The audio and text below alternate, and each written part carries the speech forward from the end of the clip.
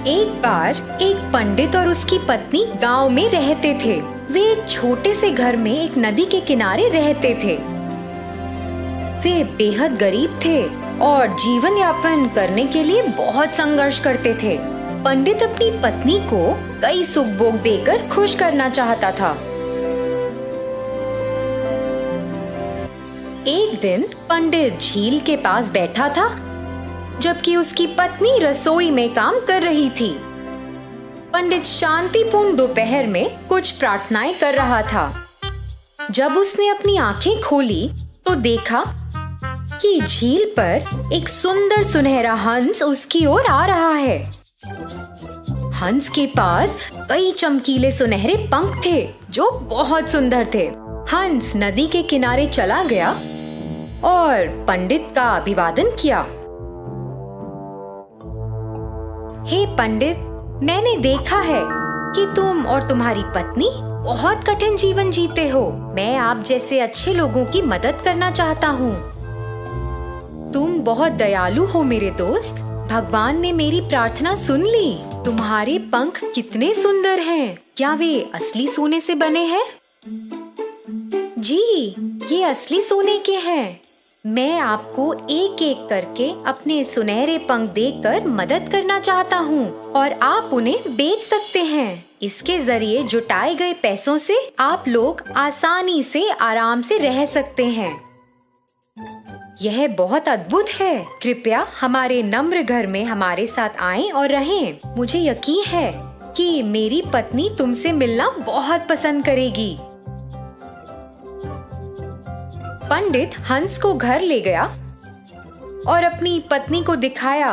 उसकी पत्नी हैरान थी और अपने जीवन में कुछ सुख भोग पाकर बहुत खुश थी। पत्नी ने तुरंत पूछा, क्या आप हमें अभी एक पंख दे सकते हैं ताकि हम इसे देख सकें और इसे धारण कर सकें? हंस ने एक पंख निकाला और उसे पंडित की पत्नी को दे दिया। फिर उसने उसे कहा कि वह एक बार में एक से अधिक ना ले, क्योंकि यह सही नहीं होगा। हंस पंडित और उसकी पत्नी के साथ रहने लगा। हर दिन उसने उन्हें एक पंख दिया और इस परेशानी के समय में बहुत मदद की। हंस चारों ओर उड़ता और उसे ऐसे देखना तो एक हंसी नजारा था। पंडित और उसकी पत्नी बहुत खुश थे और उन्होंने पैसे के लिए पंख बेचना शुरू कर दिया था। एक सुनहरे पंख ने उन्हें पर्याप्त पैसा दिया। पंडित अक्सर अपनी पत्नी को याद दिलाता था कि वे इस उपहार को पाकर बहुत भाग्यशाली हैं और उन्हें इसका दुरुपयोग कभी नहीं करना चाहिए। कई दिन बीत गए और एक दिन पंडित पंख बेचने के लिए बाजार गया। पत्नी घर में खाना बना रही थी, जबकि स्वर्ण हंस कोने में सोया हुआ था। अचानक पंडित की पत्नी को एक विचार आया। यह हंस हमारे साथ कब तक ऐसे रहेगा? हमें तो बस इसके पंखों की जरूरत है, लेकिन इस प्रक्रिया में हमें इसे खिलाना है, स्नान कराना है और इसकी देखभाल भी करनी है। हम इस हंस पर भरोसा नहीं कर सकते। ये तो यहाँ से दूर जा भी सकता है और फिर कभी वापस नहीं आया तो हम फिर से गरीब हो जाएंगे। यदि मैं सभी पंख ले लूं तो क्या बुरा होगा? उसके सोते हुए मैं जल्दी से इसके सारे पंख निकाल लूंगी। हमें अपने जीवन में एक भी दिन काम नहीं करना पड़ेगा। हम पंखों को सुरक्षित रूप से संभाल कर रख सकते हैं और जब मन चाहे इस्तेमाल भी कर सकते हैं। पत्नी धीरे धीरे हंस के पास गई और उसे पकड़ लिया। हंस भयभीत हो गया। पत्नी पंख खींचने की कोशिश करने लगी और हंस खुद को मुक्त करने के लिए संघर्ष करने लगा। मुझे तुम्हारी हालत की परवाह नहीं है। मैं तुम्हारे सभी पंख मिलने तक का इंतजार नहीं कर सकती। अरे तुम ऐसा क्यों कर रही हो, मूर्ख औरत? मैं तुम्हारी और तुम्हारे परिवार की मदद करने की कोशिश कर रहा था।